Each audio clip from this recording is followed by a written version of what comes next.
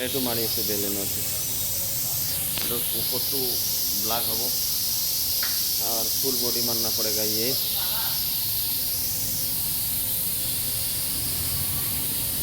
थोड़ा पुटी लगा रहे हैं हम ये।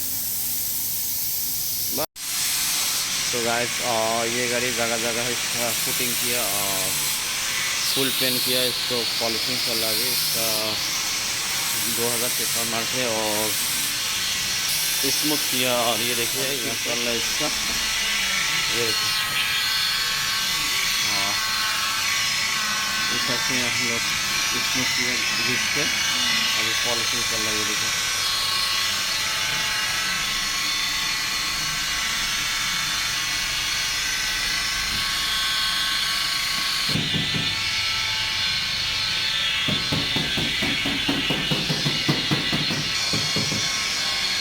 अभी इसका पॉलिशिंग चल रहा है।